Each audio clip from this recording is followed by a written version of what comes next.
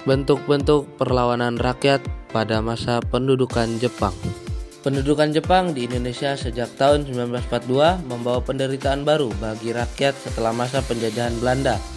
Alih-alih menjadi pembebas seperti yang dijanjikan, Jepang justru menerapkan kebijakan yang menindas seperti kerja paksa atau romusa, setoran hasil bumi, serta pemaksaan penghormatan kepada Kaisar Jepang atau Seikere. Beban ekonomi, sosial, dan politik yang berat serta tindakan sewenang-wenang Jepang memicu kemarahan dan kebencian rakyat di berbagai daerah.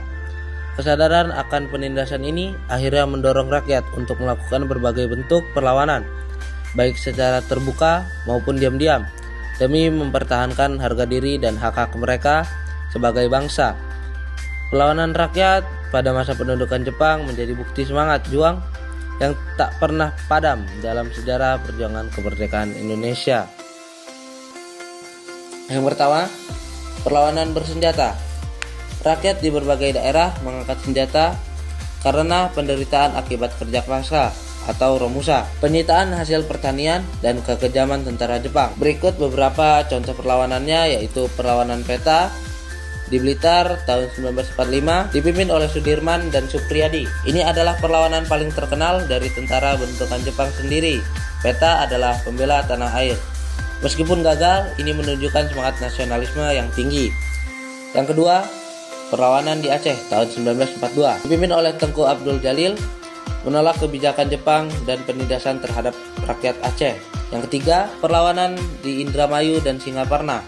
Umat Islam di kedua daerah ini menolak kebijakan Seikere atau penghormatan kepada Kaisar Jepang yang dianggap menyimpang dari ajaran Islam. Perlawanan ini dipimpin oleh Kiai Haji Zainal Mustafa atau Singaparna. Yang kedua, perlawanan non-fisik dan propaganda diam-diam untuk menanamkan semangat kemerdekaan. Yang kedua, gerakan bawah tanah, contohnya gerakan 3A, kemudian dibubarkan karena dianggap pro-Jepang. Yang kedua, Putra, Pusat Tenaga Rakyat, ini organisasi yang awalnya dibuat oleh Jepang, tapi tokoh-tokoh seperti Soekarno, Hatta, Ki Hajar Dewantara, dan Kiai Haji Mas Mansur memanfaatkannya untuk membangkitkan kesadaran nasional. Singkatnya, perlawanan bersenjata muncul karena penindasan, eksploitasi ekonomi, penghinaan terhadap kepercayaan dan budaya, serta keinginan mempertahankan kemerdekaan dan harga diri bangsa. Sedangkan perlawanan non-fisik dilakukan melalui kesadaran nasional dan politik untuk menggugah semangat kebangsaan dan menolak penjajahan secara damai. Dan juga